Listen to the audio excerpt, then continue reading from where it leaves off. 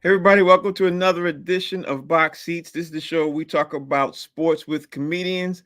If you're not familiar with the show, not only we talk about the sports things that's happening with the sports, everything involved in sports, we talk with comedians all over the world, all over the country. They give us their take on what's going on. And as we wait for the comedians to jump in on the show because they're coming, they believe me, after what happened yesterday, they can't wait to talk about what happened with the Super Bowl. As we wait for them to talk about, please let me know what your thoughts are in the comments. You could tell us anything you're thinking about, anything you want to add in the comments about what you thought about the Super Bowl games. Of course, with the Super Bowl, we all know what happened. We know that the Philadelphia Eagles were able to defeat the Kansas City Chiefs. I'm not going to be the one to say that I told you so, but I did predict that. That's what I did predict. Let me see what's going on. And as we get ready to add a couple other people as they jump in the show, first up is everybody's favorite Philadelphia Eagles fan, Dave, the business bully, is in the building. And I'm going to let you get your rant out first, Dave, because you're here before everybody else. Oh, there's a rant. That's what we're calling it now. Well, see, I call it that when I let you just go for your your spiel. So I understand. So go ahead, give everybody your spiel before we dive into the show. No, this is a very important time. Hold on, I need to make sure that that you're okay. You gotta be hydrated, Frank. My man Rodney Perry's just joined too. He getting ready to get dehydrated too. So go ahead. Yeah. Go ahead, Dave. So go ahead. The first thing is, this is 2025. So for the better part of 4 years, I've been involved with this show, and I have told the individuals who not only own, run, but also participate in this show, who call themselves comedian and sports aficionados, that the Eagles were not to be underestimated. I also remember saying around June of 2022 that the second we get a strong O-line and we get some big honking refrigerator Perry-sized Negroes in that defensive line, we were going to be a problem. But let's just not deal in the past, it's still in the present. Because I can remember when people were saying, oh, well, if it wasn't for the snow, then the Eagles would have lost, and there's no way they're going to get past the Rams, and then we did. And then it was, the Washington football team, I'm sorry, the Commanders, the Commandaners, I don't know what they're calling themselves this week, but gone, out of here.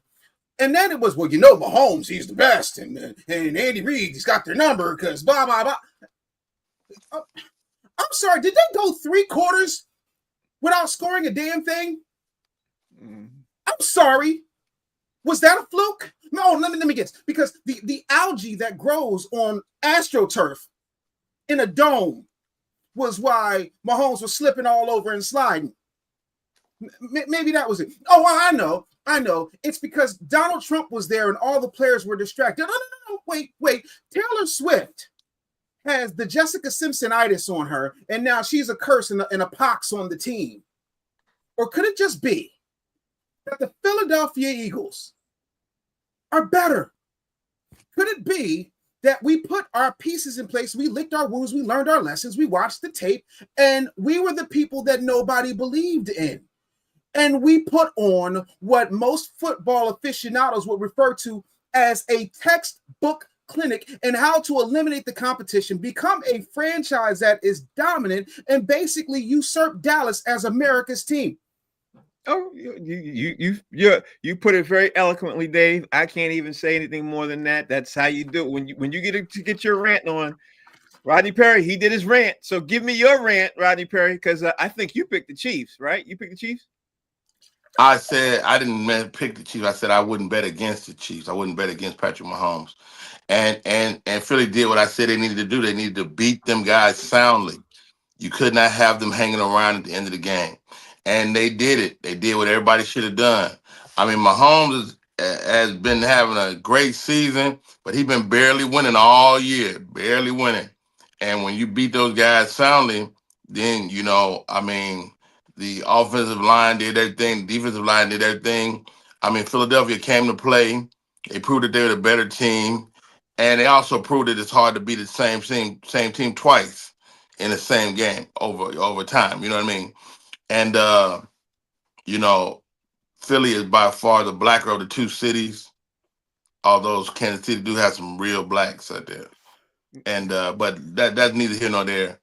I mean, I thought it was a great game.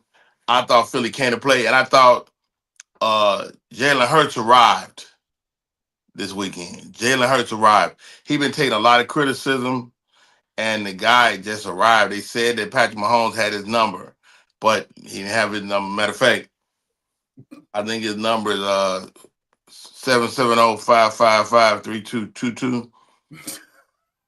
And Patrick Mahomes didn't have that number. That number disconnected. Yeah, it definitely was. You know, something needs to be said about Rodney Perry. Something needs to be said that the Philadelphia Eagles, who I picked by 14 on my other show, everybody thought I was crazy. On my other show, I do Boston Straight Shooters. I said the Eagles would beat Kansas City Chiefs by at least 14 points because of the running game. And even though the running game didn't have that, running game never got going, which is crazy. Yeah, even though the running game never even showed up. My only thing, Rodney Perry, I have against the Super Bowl for what I saw was I thought Josh Sweat should have been named MVP, because if them boys in the defense hadn't came to play like the way they did, I don't think we would have saw what the things we saw. Jalen Hurts was MVP, right? Yeah, Jalen Hurts got named MVP, and I think Josh Sweat and the entire defensive line should have been named MVP. They changed. Oh no, they don't do that though. I don't know why would you even say that. They don't do that. I know. I'm just saying it changed the entire complexion of the game. I think that those boys should have. Josh Sweat should have been MVP. That's my thing. Anyway, let me bring in Stacy. Stacy's also joining the show. Stacy J's in the building. Stacy, how you doing? How's everything? I am well. I am celebrating with the rest of America. Stacy, I gave everybody a chance to rant. Give me your rant about the Super Bowl. What your thoughts are? You know, your 60 seconds on what you thought was the game. So, as a jaded Falcons fan, it was giving me very much Falcons Patriots vibe. At the very beginning, I was cautiously optimistic. I felt like the rug was going to be pulled from up under us at any moment. We already know that the Chiefs are kings of halftime adjustments. So I honestly thought that they were going to. Did I say game? The Chiefs. I'm sorry. We're going to come back out and they were going to put belt to ass and was going to level up the score. But unfortunately, they just never really figured out what was going on. One thing they did have, though, was an answer for Saquon, and that was all they had. They put all of their effort into trying to contain Saquon, and the rest of their defense fell apart. So that is my thoughts. Those are my observations. 60. Okay. To the Philadelphia Eagles fan in the building, I know you watched the game as a fan. I know you enjoyed the game as a fan and everything else. I just want to throw it out there that like I said before I put Stacy in, I thought Josh Sweat should have been MVP. Do you agree with Jalen Hurts being named as the MVP, Dave, or were you thinking about it possibly could be somebody else? What was your thoughts? I thought Jalen Hurts was a perfect choice for MVP, and I'm not speaking as a fan. I'm speaking logically. He is, and there are quarterbacks that don't lead a team. Mm-hmm. You know, you have people, throughout history that weren't quarterbacks that led the team. I don't care what anybody says about a Troy Aikman. Emmitt Smith led that team. There's an argument to be made that Deion Sanders led that team. In this particular case, people like say, "Oh, Saquon Barkley and the Eagles." Yeah, but Saquon got shut down. Let's just call it what it is. And I have not been a bigger Barkley fan in the other Barkley when he moved to Phoenix. So when I say that, I'm saying that respectfully. Saquon got owned. However, you completely did what the rest of the league has done, and that's completely overlook and downplay Jalen Hurts. I'm so sorry, Frank. I'm just so thirsty. I've been running on fumes. I just wanted to make sure. That tastes like winning. And the thing that I need people to understand is an MVP is not just what you do on the field. It is how you motivate the players. Think about it. It's a Philly thing. Sold $10 million in merch. $10 million in merch. You can say whatever you want. Not only that, when he gets up there to speak, now he does have the same athletic cadence. See, athletes speak in what I call dumb Negro haiku. So we got up there and everything was wonderful. Well, all right. We met in there and then we got that and then we did some things and then it was great. They all speak like that. You can say whatever you want. I call it dumb Negro haiku. But even with that, we saw somebody who went, learned their lessons, licked their wounds, and had a complete comeback as if they were Rocky Balboa but light-skinned. So that man is definitely the MVP. I don't necessarily agree with that. I think Jalen Hurts can hold his own when it comes to communicating. I think he's really good. But Rodney Perry, question for you. And I didn't want to ask Dave this question because obviously he's a fan and his fandom is going to get a little bit blurry. But let me ask you this, Rodney Perry. Do you think the Philadelphia Eagles, even though they have over 80% of their team returning, Do you think the question could now be put in, since that shellacking that happened yesterday? Do you think we could be sitting here saying that they could repeat? They could realistically repeat? What's your thoughts on that? I mean, it's very difficult to do what we've seen Mahomes and those guys do over the past few years because you got to do it with almost a different team every time. And the NFL is an amoeba. It's constantly changing organism. So as you get better, they figure you out. They watch tape and they get better. It's been happening for 100 years. So it's going to be hard for them to come back. But if anybody can, they can. They've maintained a certain level of goodness over the last 5 years, and they almost made it last year. They went back this year, and they feasibly go back again. I wouldn't be surprised if they came back and made it to the Super Bowl again. Right, Stacey. I think you could literally have a great conversation with anybody who knows anything about football and say that the Eagles, with more than 80% of their team returning under contract and everything else, they have a good shot, in my opinion, of getting back there. I think the only issue could be, you could say that the Lions might trip them up, but the Lions lost both of their coordinators, so that might trip them up. But what's your thoughts on this, Stacey? You think the Eagles could return and to the Super Bowl?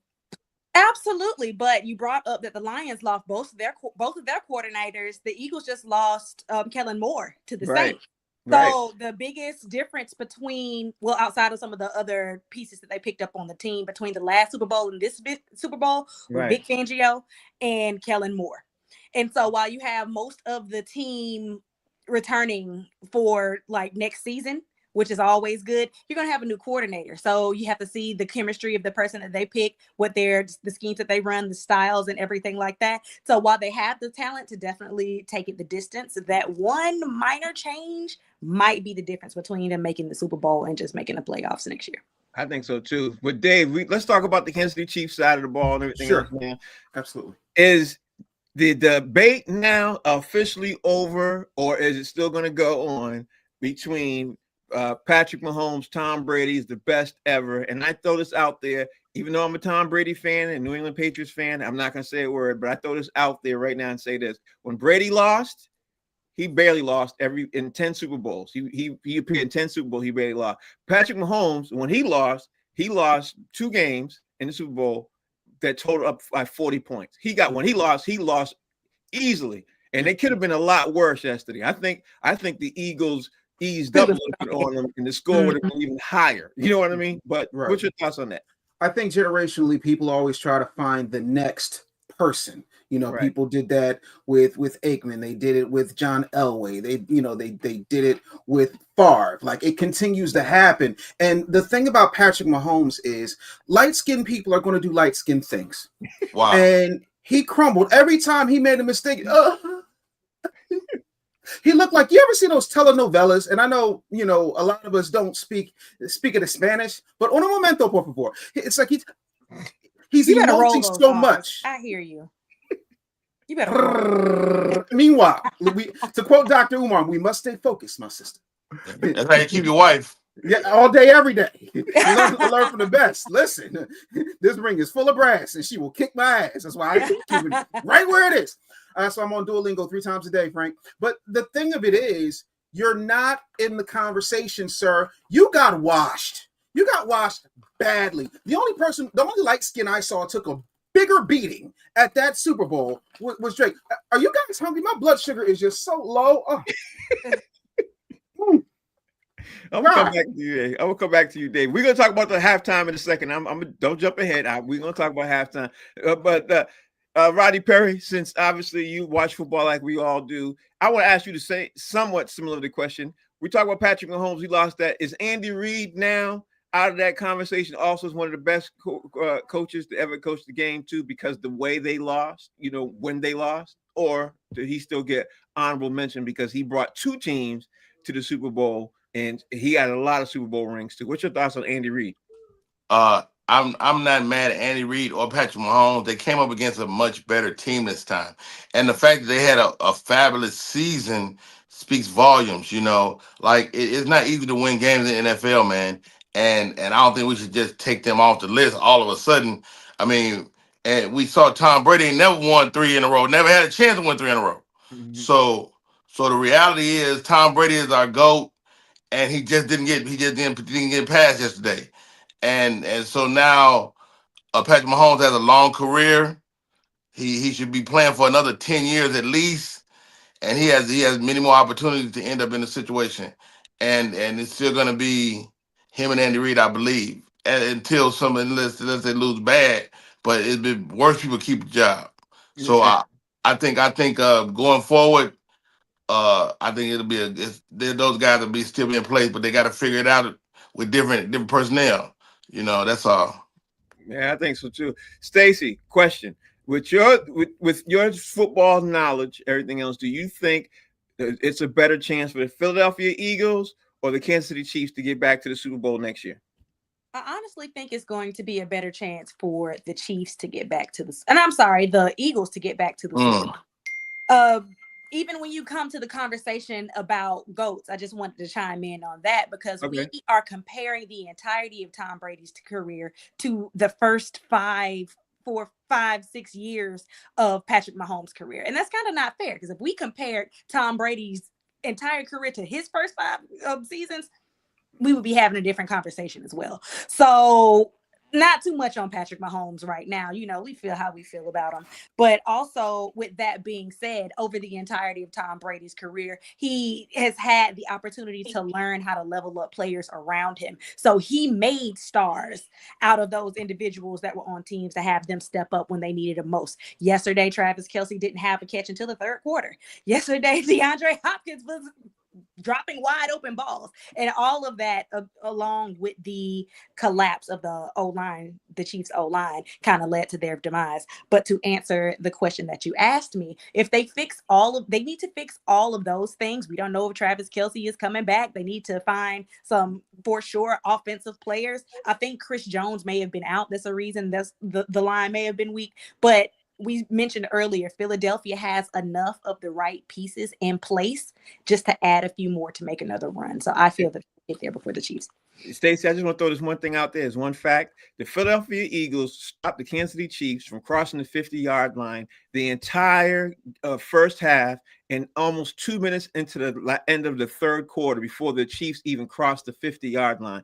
I've never seen a football game like, not even the Legion of Boom did that. Like, honestly, and I love the Legion of Boom, you know what I mean? Until they played the Patriots, of course. But I've never seen a game like that. But let's move on. Let's talk about the halftime. Now, a lot of people have issues with the halftime, and a lot of people loved it. Dave, let's talk about the halftime performance by Kendrick Lamar. Yes. Do you rank it in the top 10, top 20? What's your thoughts on the halftime performance by Kendrick Lamar? Let's see, there have been 32 Super Bowl performances. I rank it 29th. Okay. Here's why. Kendrick Lamar is one of the best lyricists who has ever lived. Point blank, period, not up for debate, full stop. However, he's not a showman. He's an artiste. Mm-hmm. And when you have a global audience where you can expose yourself to said global audience, that's not the time to go meta, nose up. But what's happened with him is he's gotten so caught up in a beef with a singer Negro who spent most of his career in a wheelchair for fun that he has lost sight of the bigger moment. You went from being a stadium player to being an arena player that could have capitalized on that. And a lot of your stuff was trying to make low-key color commentary about the state of America and this, that, the bop. And if you listen to especially people who are not Kendrick fans, who do not understand where he is in the grand scheme of things, they were like lost. Not to mention, go back and watch the performance and listen, not to the music, but to the lack of sound up until you hear They're Not Like Us. He blew an opportunity to expose himself and make himself the biggest artist on the face of the planet because there were two mistakes he made. Number one, he didn't bring any New Orleans artists with him. Number two, if you really want to shake things up, if you really want to cement yourself as the greatest, do what Jay-Z had the gonads to do. Put your enemy on that stage with you at the end and shut down all conversation because the man's already beaten. But again, I didn't see anything phenomenal about the performance. It was just mid. Okay, that's definitely an interesting take. Rodney Perry, do you agree? Top 10 performance, top 20? What's your take of Kendrick Lamar's performance and overall? I mean, I think he did a fabulous job. I think a bully, although he's a learned, very dope individual, he is an old black man. Oh, wow. And old black men maybe don't like Kendrick for whatever reason. Because I don't like young black dudes myself. So I get it. I get it. But the reality is, it was a fabulous performance. It's a performance for the ages, and it might be for some people a little too heavily hip hop. I don't think people really know how to consume hip hop. It was a real deal hip hop show, and everybody, all the young people I've talked to, were off over the head with the Easter eggs and everything in the performance. Man, he did a fabulous job. He had Venus, Serena. Serena out there, which was another super dig to the man. I mean, Drake need to get under a tree right now with his Philly jersey.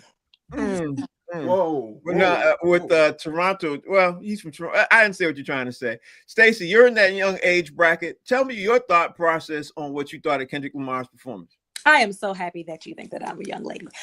So I agree and disagree with both of you gentlemen.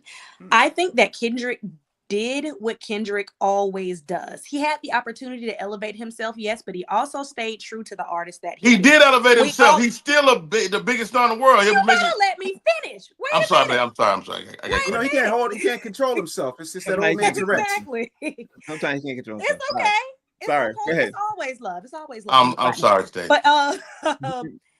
But Kendrick's performance was full of symbolisms, even with the I don't even know if it's digs. The horse is dead. It's not jabs. It's not digs anymore. It's not.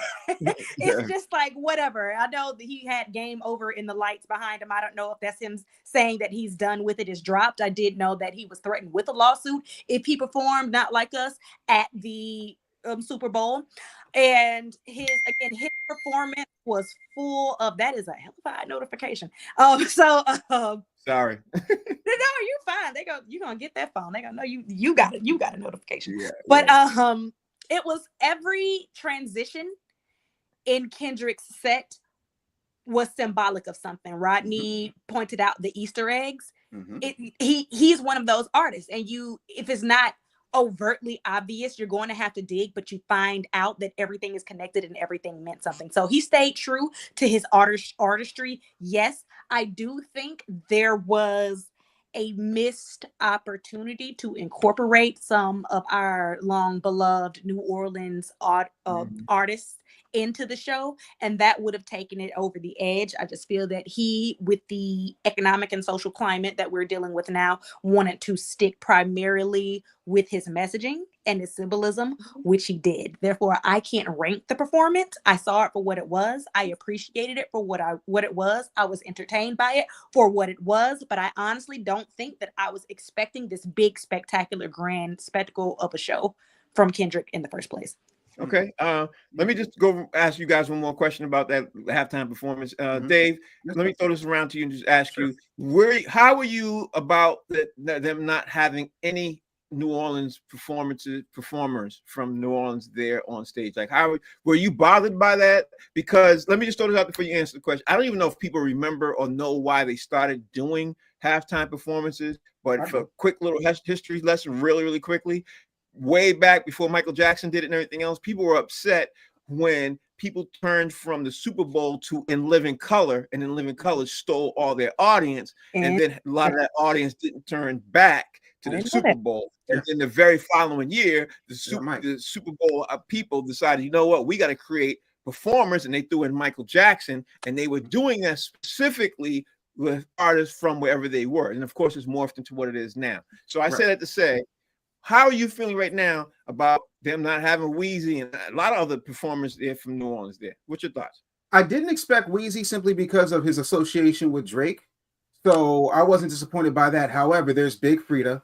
There is All of No Limit. There are a ton of artists that could have been there and should have been there. When they had LA, you had everybody except Game on that stage, and that was extremely heavy hip-hop performance that anybody could understand and completely get with. But the difference is when you're dealing with a massive audience. So for example, right, when I worked with when Les Brown took over for Dr. Laura after she had those N-word bombs, we understood that was a universal audience. We were just talking to Black people. when we put Ricky Smiley in the syndication, we had to remind Ricky sometimes, yo, you're speaking to a much larger, broader audience. You're not going to get these little meta things that you're doing because they don't have any familiarity with you. Right. We love you because you're ours, but now you're opening yourself up.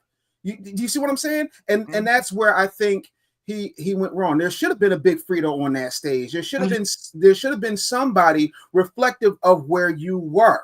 But it was so focused and so heavy on Jesus. It was so heavy on, you know, Kendrick doing the Kendrick thing, which is great. But at some level, that shtick's going to wear itself. I'm sorry, my neck is just it's killing me. Much better. But yeah, Frank, like overall, good performance. Like I said, he's bar none, arguably the best rapper right now. But performance-wise, Okay, Rodney Perry, do you think it was so-called quote unquote too black? Because the audience, as Dave said, was much larger. They're estimating, I don't know what they say, 70 million people watch it worldwide. You know what I mean? Was it too black? Not at all. Mm-hmm. Not at all. You know, I'm always the police watching what Caucasian brothers are doing around the world. But I think Kendrick has as many white fans as he has black fans. Mm-hmm. White people are keeping hip hop alive. They're buying records. They're streaming and streaming and streaming. So know this: Kendrick is an international superstar, and he's even bigger today than he was yesterday. And it's because of the Super Bowl, because of a few things. I mean, it was a whole 80,000 people in the stadium yelling out A minor. Mm-hmm. Okay, and so that's a reality. And I don't think he lost any ground. New Orleans, we knew y'all wasn't coming. Y'all wasn't invited on purpose. I'm sorry. You thought Kim was gonna go around Jay-Z and everybody else? No. New Orleans, we did that on purpose. Don't nobody know what y'all talking about, dog. Unless I do. I lived there for several years. But hey, baby, and all that, baby, Big Frida, baby. What kid you like with Big Frida twerking on him with him on the stage? That's crazy. Oh, people would have lost Loved it. Rick They were there. They were lost their It'd have mind. been insane. Everybody with the fish in their bio with the little sport glasses, they already were mad at the performance. But get Big Free to get on the stage. Oh, they wouldn't have heard. It'd have been If they had a record already, I would say yes, but they don't. Mm-hmm. Yeah. One of the biggest Beyonce records has Big Frida on it. Come on, let's not do Kendrick that. ain't on it. Kendrick don't have no record with Frida. We're talking about Frida on we're the talking about stage. Frida on the stage. Yeah. I'm saying Kendrick don't have a record with Ricky. Kendrick had a record with her or anybody from New Orleans. Maybe you see that, but barring that, it just wasn't gonna happen. The dude is his own guy. He's about his business, and it was a showcase for him and him alone. And SZA got a chance to rock with him because they had a record together. And they're going to tour. Stacey, do you think the big surprise with Serena coming on stage was satisfactory for you? Because all week long I've been hearing he's gonna have a big surprise, big surprise, big surprise. For me, my takeaway, I didn't think that was a big enough surprise. It seemed like a dig to me. But you know, what was your take? It was a dig, and it was also symbolism of when she was ridiculed for sea walking against Maria Sharapova, I believe, in her match. Right. When she won, she did that, and she was heavily criticized and ridiculed for that. So it was a nod to that too. I mean, he got twofold there because if you don't know and you're watching, Serena is also Drake's ex. So you know, chef's kiss, level 10 petty. But I did expect a bigger surprise. I didn't know whether or not Serena was supposed to be the surprise or if Sam Jackson was supposed to be the surprise. So that's why I thought the biggest surprise would be another musical artist of Surge. I did too. Before we move on, I just want to ask y'all real quickly, Dave, what was your favorite Super Bowl ad? Because I had an ad that I absolutely loved. Like I'll tell y'all after you go. What was your favorite Super Bowl ad? I haven't had a drop of soda since July of 2021. But that Mountain Dew Seal ad, bro, I was like, did they make Seal a seal? And at the end, Seal commented on Seal about Seal not being able to grip. Inception. That to me was more meta than the entire halftime performance, bro. I was like, yo, this is crazy. Second honorable mention goes to the mustache bit with the Pringles cans. I thought that was cool. But no, that Seal situation, bravo. Whoever the ad agency there was killing it. A lot of people in my feed hated that ad, but okay, I give that to you. Rodney Perry, what's your favorite Super Bowl ad? I think Doritos did a great job this year, not only on the Super Bowl, but leading up to the Super Bowl. Doritos, that their ad campaign was stellar. I love what they did, and I hate that whole mustache thing. That was stupid to me. Yeah, I hated that one too. I hated it, absolutely hated it. Stacey J, what was your favorite Super Bowl ad? So my general consensus of the ads is that they were a little bit dry. Like they've lost their luster over the years. They used to be a lot better. Especially with the ads last year that pretty much left us confused. Tubi had a lot of people cussed out and sent home last year. But I think the cutest ad to me, or one that definitely made me chuckle, was the ad that had the older women on the golf course, and she asked what she was doing. She said she sent a tick pic, and she was like, "What?" So I looked up because it made me look up and pay attention too, and it made me giggle. So that was my. Who was that by? Who was that by, Stacey? It was called Tick Pick, right? Tick Pick, yeah. Yeah, it's called Tick Pick. I think I missed that one. Yeah, it was two older women on a golf course behind a woman that was younger than them. And she is the older woman. One older woman is showing another older woman, like she's talking to this guy and everything. And she showed him something. And the younger woman was like, "What are you looking at?" She's like, "Oh, I got a tick pic." I definitely missed that one. I got to look it up. My favorite Super Bowl ad, none of you mentioned it. My favorite Super Bowl ad was the one with the little boy fighting for cancer when the boxer, and he was dressed that was insane. And he got out of the bit. To me, that was my favorite one. That almost brought me to tears. I was like, that's how you do a moving ad. You know what I mean? You know, that's what I thought that was so dope.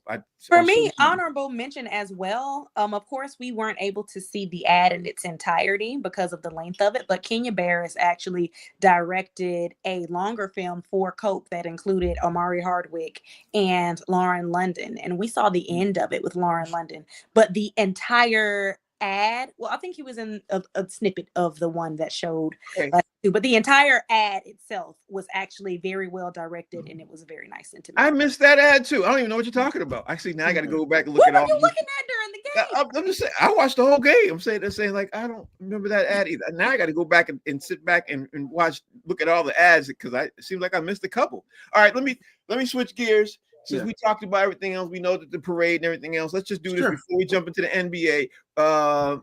Dave, we're gonna have some rule changes because everybody was complaining about what happened with the Chiefs all the way up to the Super Bowl and everything else. The NFL is looking at some rule changes. So before I jump in and talk about the NBA, what rule change would you like to see? Because you guys remember at the beginning of this season, they did the kickoff rule change that they started up with this season. And even though they had certain things that they wanted to see without obviously having so much concussions and everything else, they implemented those rules, which I think played out well. If there's going to be another rule change, what rule change would you like to see going into 2025, 2026?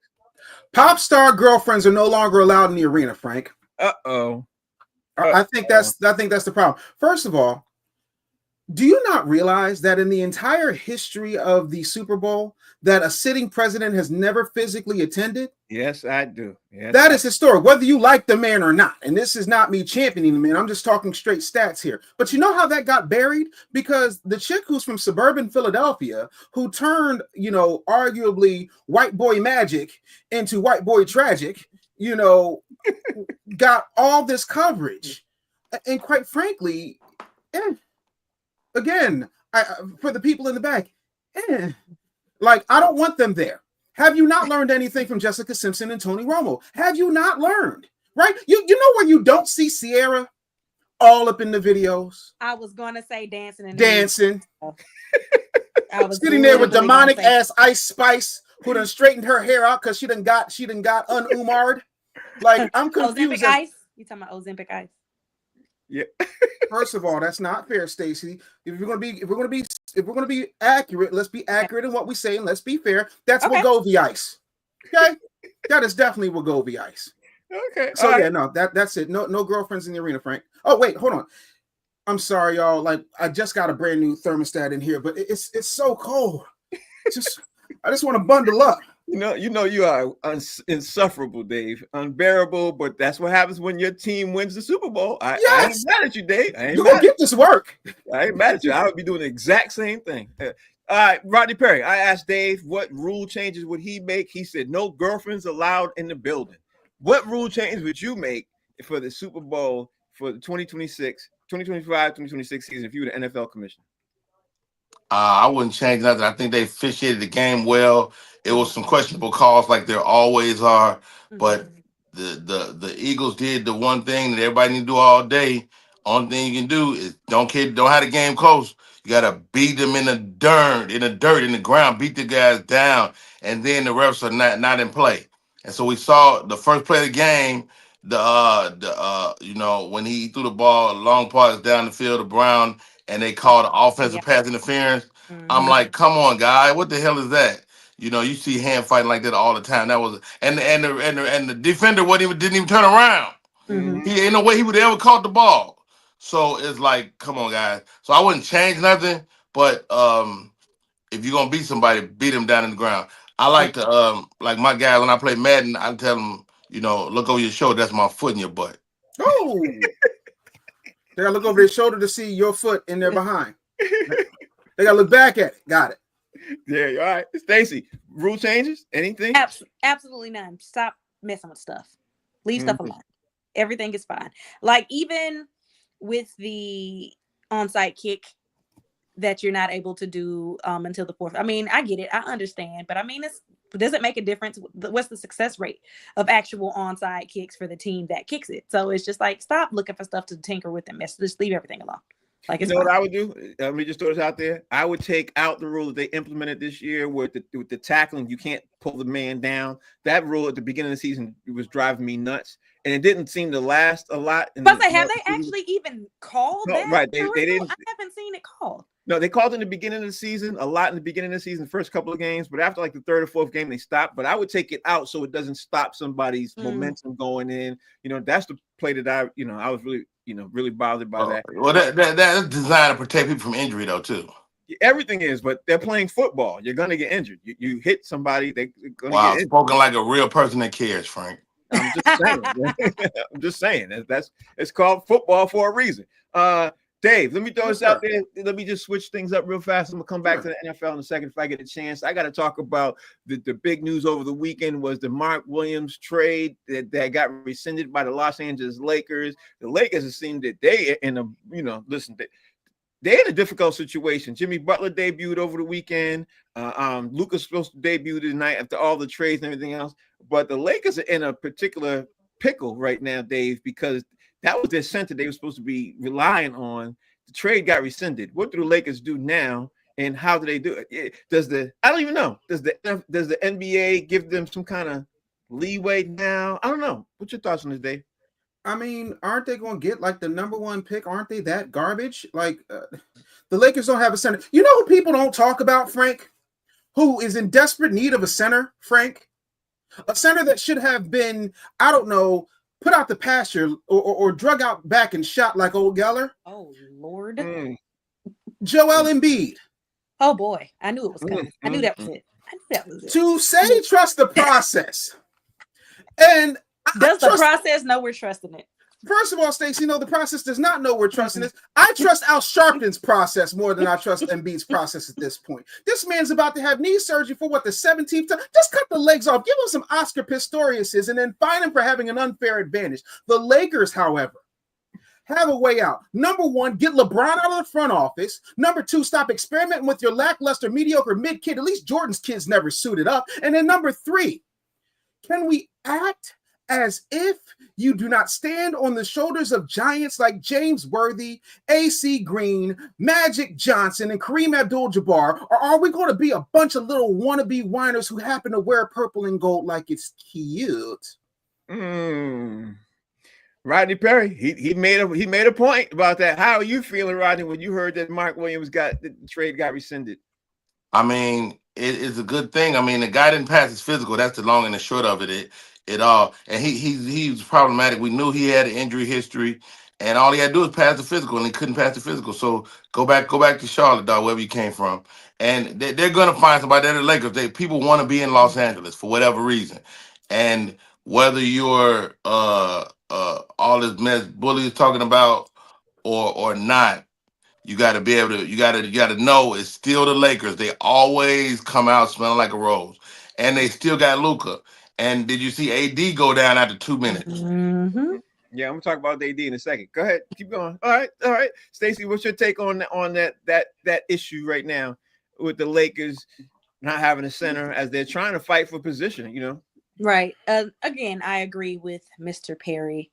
Uh, they should have fought harder for Miles Turner, as we Mhm. all wanted him to go there anyway. But it's a blessing in disguise. He didn't work out. He didn't pass his physical. No, they shouldn't be granted a reprieve for it, because that is the risk that you take when you go and deal in that type of business. But because, again, they are the Lakers and people want to go to the Lakers based off of history alone, they all now also have Luka, and you're going to have some centers, very talented centers, that may want the opportunity to play with LeBron in his last seasons. So there might be a better center that is willing to take a concession to go and play with the team. But at any point, they are going to get someone soon.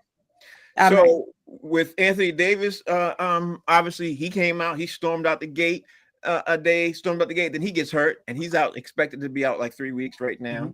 Of course, Dallas Nation is upset too. Yes.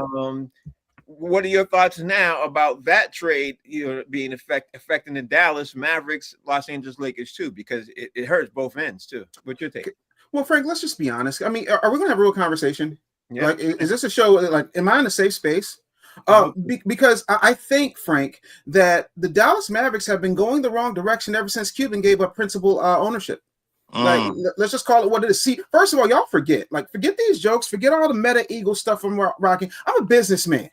Okay, when you get a bunch of pencil pushers behind something, all of a sudden it gets trashy because you take the spirit and the soul out of it. You had a guy who was a dork who literally made his way in the world and bought himself a team that nobody believed in and turned them into champions because he had an outside perspective. When you become the thing that you hate because everybody wants to get their cut and they start looking at metrics and algorithms and data and stats, you lose something. So it doesn't surprise me that this has happened. And let's face it, the NBA is in the mess that it's in because they're so busy trying to get the next dollar and not do anything to take care of the athletes and service the fans. It has become about the betting because all of this gambling has gotten legalized, including the internet gambling. And it has also become about how we can expand this to different. I don't care if a team goes to Outer Mongolia.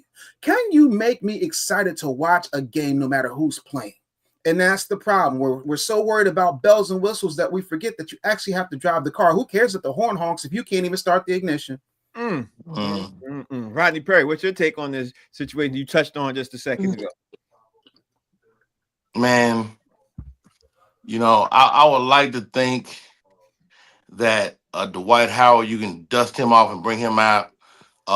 It's a few people that's viable centers that's out there that ain't nowhere that could be, and they've wore the uniform before. And one thing about the Lakers, if you ever been a Laker, you can come back. And so it's been interesting. It'll be interesting to watch what happens coming down the pipe.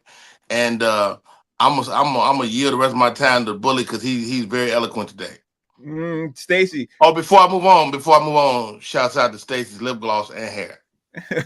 Thank you. You might want to keep your marriage, Uncle Rodney. I'm not trying to holler at her. Goodness gracious. It's just a compliment. We could do that. More than in 2025. Stacey, what's your thoughts on obviously Anthony Davis getting hurt right now? Because if you look at it right now, a lot of the Dallas people, they are feeling like they got bamboozled and hoodwinked, and any other adjective you want to name, because everything that they feared happened. You know what I mean? Yes, but I do recall specifically the last time that I was on this wonderful, fabulous show, we brought up the fact that AD's health would really be the main factor and component on whether or not this trade was successful on both ends. And lo and behold, he took 2 deep breaths and now he's out for 3 weeks in true AD fashion. I don't think anybody was shocked or surprised. I thought it was actually going to be at least 3 or 4 games in. He exceeded my expectations there. But the fans should feel as if they have been hoodwinked, bamboozled, and run amok. I'm a conspiracy girly. I love it. I do it for fun. Let me put my tinfoil hat on. The Mavericks definitely have been declining since the talks of this casino started, and when Mark Cuban sold his majority of the shares. I think there is a bigger money play behind us that we don't know about. There is definitely something going on behind the scenes because this trade made absolutely no sense. And normally when something doesn't make sense, it's for a reason. You're not exaggerating. So that is my 4, 5, and 6 cents on that. Okay, I wanted to get that out there because obviously we have some issues with time, everything else. Dave, let me jump in this real fast too. Aaron Rodgers has decided over the weekend that he's not returning to the New York Jets. There's a lot of obviously issues that's going on with that right now. I got 3 names in a Pelican brief that I would like to see with the New York Jets. Do you want to go first? You want me to throw my 3 names out there? I want you to go first because I've got one, but that's going to take me a minute to unpack. So please, Frank, right, I'm very curious. I got 3 names. I got Justin Fields, Jameis Winston, but if I'm the Jets, I would make a trade right now for Kirk Cousins and his stats and bring him into New York right now. Those are the 3 I would do. Granted, there's some more other QBs out there that could come in and possibly do somewhat of a great thing, but I love Kirk Cousins' stats, specifically when he was with the Minnesota Vikings, same kind of system. And I would put him in there with the New York Jets if I'm there, because the Atlanta Falcons, for those of you at home and you're not paying attention, I did my homework today. The Atlanta Falcons are one of the 6 teams right now that have the worst amount of cap space leading into next season. So they got to peel back players. And one of the biggest players hitting their cap is Kirk Cousins. They got to get rid of him. They got to figure out a way to get rid of him so Atlanta can move forward. So, with that being said, Kirk Cousins is gone. I think a great place for him is the New York Jets. That's what I think. So, that's my spiel right there. What you think on that, Dave? What's your thought? Rodgers leaving the Jets is like a bad Tinder date, Frank. Look great in the profile, but the reality was red flags absolutely everywhere. I mean, we knew this back in COVID. We said, well, I've been inoculated. Like, most of us can't spell inoculated, except maybe Stacy, because she looked like she read. But as far as who should be there, who could take that spot that I would like to see, I'm here for Kirk Cousins, but again, he plays like an MVP in week 4 and like a backup in January. So we got problems there. Justin Fields, listen, young, mobile, cheap, I like it, but he's still trying to figure out if reading defenses is optional. Now, this is my Pelican brief, Frank. I got 2. So stay with me on this. The first one is unretirement option number 363, and that is Tom Brady. Tom Brady. Imagine the chaos of Brady as a Jet. Belichick will retire immediately just out of spite. You know, the problem is choosing between MetLife Stadium's turf and his skincare routine. So there's issues there. But the one man that I think could take the Jets into the future, the one man that I think a lot of people have been playing to the left and making the butt of a lot of jokes, primarily because he's light-skinned and he's a bit of a simp, the one and only Russell Wilson. Statistically speaking, he fits in with their program. He's got a hell of an arm. He knows how to read the defense. He's tall. He's young. He's still got a lot of gas in the tank, but they won't do it because that makes logical sense, Frank. And God forbid you do something for the Jets. It's like God has the Jets in a group chat under "this ain't never going to happen," i.e. C. Knicks. Hilarious. Now, I got to throw this out to you, Rodney Perry, because he went there with Russell Wilson, and Russell would love to go. It was Sierra. He would love to go to New York too. I could definitely see that in play. Rodney Perry, who you see going to the New York Jets as a QB now? Aaron Rodgers is out. Rodney, you there? You sticking? Oh no, he's not. He's not. Is he? Yeah, sometimes Uncle, y'all got to remember. First of all, y'all need to have a little bit more justice for Uncle Rodney. This man suffered a stroke and recovered. Not to mention his internet as well as his brain sometimes is on dial-up. So we got to make sure that we just, we temper his glitches with a little bit more love and respect. Okay, that's all. We definitely have patience for Mr. Rodney Perry. Stacy, I threw out there my Pelican brief. My Pelican brief was Justin Fields. It was who else did I say? Jameis Winston. I wouldn't mind seeing him there, but I think Kirk Cousins, and everybody keeps saying, why do I keep bringing up Kirk Cousins? Because I think we all overlook what Kirk Cousins did in Minnesota. So who you're I think we hold on, or we see the potential in other people because that is what we would do when we are in their position. I think Kirk Cousins Minnesota days are behind him. Okay. He recently came out and said that he suffered a shoulder injury while he was in Atlanta, and that's why after October, I wish we had until January, but after October, he pretty much tanked. They had to take him out eventually and then put Michael Penix in. And he's getting older. The injuries are mounting up. Mm-hmm. As the Jets are in the midst of this rebuild, you don't want to rebuild over an aging quarterback, especially one that has lots of injuries.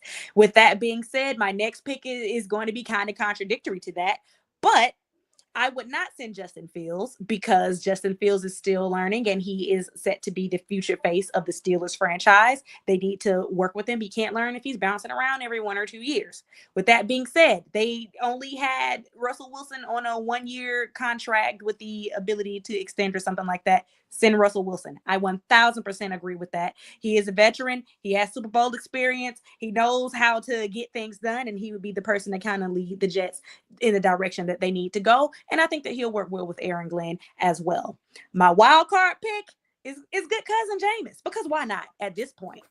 Because why not? Yeah. The New York market would love Jameis, and I feel like if he gets off the interception train, that they'll love him even more. And if he stays on it and they start to be like New York fans, that he'll just be able to brush it off because it's Jameis. So why not give that man a job? He did the best campaigning for a job. He sure while did. He was and that's how we got to try to reach out and snatch and take control of our future.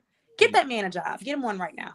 100%. Stacey, you said the quote of the day. He did an amazing job Super Bowl week, the 2 weeks leading up to the Super Bowl, just campaigning and running around with that microphone and that TV camera. He did an amazing job.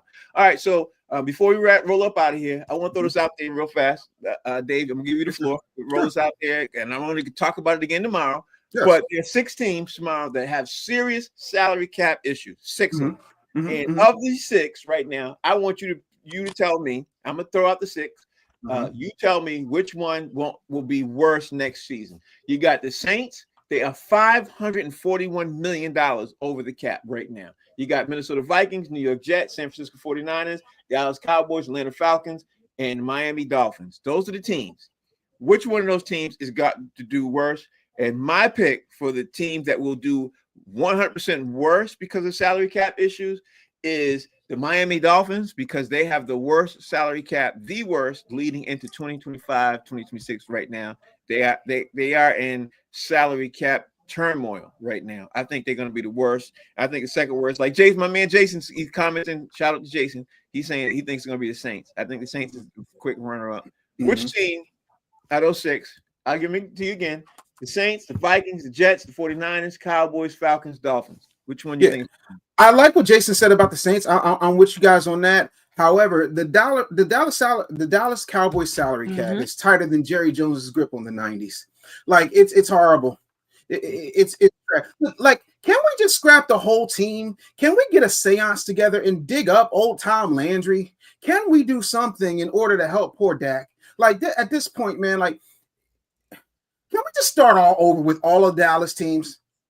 Like all of them, regardless of sport, because at this point, you've got a phenomenal stadium. You've got beautiful uniforms. You're arguably number 1, number 2 in merch every year. But the game absolutely sucks. It's like a daddy that just comes and gives you gifts, but don't spend no time with you, and you still wind up on the daggone therapist couch like, but you didn't love me. Well, I provided for you, but I couldn't enjoy any of it.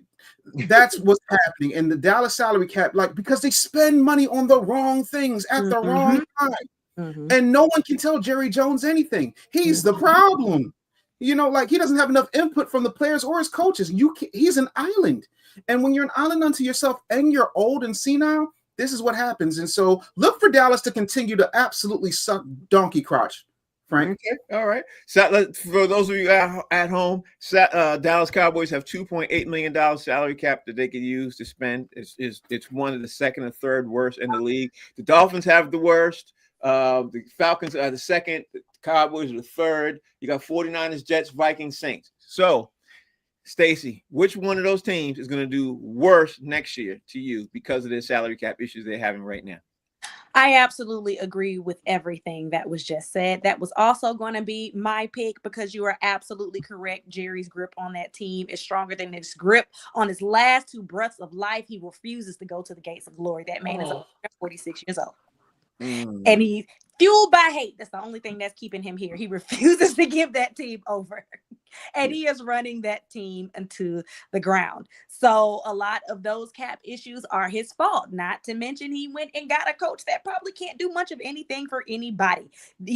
So it doesn't even really matter who they get in there at this point. They can continue to waste more money because everything is experimental. So the Cowboys are my pick. Dak needs tons of help. Get Micah Parsons some more help on defense. They won't because Jerry doesn't care. Yeah, and he laughs at everyone else's pain.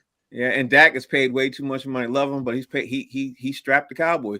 Rodney Perry, I know you fell out. I threw it out there. Which team of these teams are going to be worse next year because of the salary cap issues? You got the Saints. That's $541 million over the cap. You got the Vikings, the Jets, the 49ers, the Cowboys, Falcons, and the Dolphins. Those teams are all in what's called salary cap hell. What's your thoughts on which one of those teams is going to be worse next season? Well, you hard pressed to give me to sympathize with billionaires, and here goes, guys. They need to pay the players what they're worth. Period. Whoever it is, I mean, we had a conversation last week about this, and Frank and Dugar, they'd love to talk about how come the players and all these Superman contracts and how come da. And now here we are a week later trying to sympathize with the billionaires. I'm not gonna do either one. I think players should be paid what they're worth, whatever that number is, and whatever the deal says it is. And you make these deals, and then now 15 years later, 10 years later, you go, well, we got a salary cap issue. Well, you made the deal. Live with it. It is what it is. You got to figure it out with $2 million, whatever you got to do. How about this?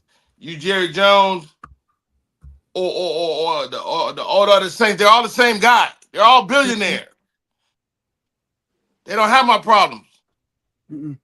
Rodney Perry opened up the door for something that we're going to definitely have to talk about tomorrow. We're going to bring back this conversation and talk again tomorrow. Got to get ready to wrap up the show. Rodney Perry always does it at the end of the show like you did last week when we talk about the salary cap issues and the billionaires issues and everything. You did the same thing, and we went a little over. I love you, Rodney, but I'm mad at you because you do such great comments at the end of the show. I'm mad at you. I've been saving that one. All right, so we're going to finish this conversation because tomorrow we got to talk about the salary cap issues. We got to talk about the future of the league. There's a lot more to discuss, too, with obviously there's a lot of things going on with people getting ready to get stripped from these teams because, like the 49ers, Deebo Samuels, he got thrown out there, y'all. He asked for a trade, and he's going to get it because, again, 49ers in salary cap hell. Rodney Perry, how can everybody else follow you? I'm easy to find. Rodney Perry live on all social media. The podcast Comedy and Crime is on the streets. New episode tomorrow with Ali Sadiq on this new episode. And also this weekend, Cleveland, Ohio, Valentine's weekend, I'll be in Cleveland, Ohio. Great show. Thank you guys for pulling up on your boy this weekend at Uptown Comedy Corner. It was an outstanding weekend. Man, you got to start taping these, Rodney, so we can see them, man. You got to throw something out there. If you ain't in the city, you ain't going to see it, dog. I see that. Dave, how can we follow you? Oh man, you can follow me on all platforms at The Business Bully. Listen, I'm a businessman. Like a lot of y'all get stuck in where y'all should be. And I'm trying to get you to where you could be because a lot of times y'all sit around and talk about how good your potential is. But let's face it, most potential is exactly like an acorn. It could be a mighty oak, but most of it winds up squirrel shit, Frank. So if you'd like to, just shoot me a follow, shoot me a message, get on my calendar, and we could talk about some things. But this weekend, I am going to be playing absolutely nowhere. Because it's Valentine's weekend and I'm spending with my lovely wife. That's beautiful. Oh, man. That's what I'm doing. Yeah. Hallelujah. Thank you. Yes. Thank you for spend my black ass at home. Yo, Mrs. Holder's gonna smack you, Frank. Like you gotta get better at this. I know. You are so light skinned. You're the reason Kendrick Lamar writes songs, Frank. I'm wow. That's a lot. I'm working on it. Stacey, how can we follow you? Trying to follow up that rousing speech by Dave Luther King during Black History Dave Month. Luther King is hilarious. Hey, pardon me, You can Stacey. find me on Instagram at darn that Stacey J. I'm there giving you lots of news, sports news, a little bit of chuckles in between there. Also on TikTok at Stacey X Sports. I do also have a podcast, The She Shed, where I also talk about sports and entertainment. You can find us on Spotify at The She Shed. Thank you all. Thank you all for watching. Thanks to Kev. Thanks to White Chocolate for producing the show behind the scenes. Thank you all for watching Box Seats. We'll be back tomorrow, Monday through Friday, 5 to 6. Thank you all for watching. Peace.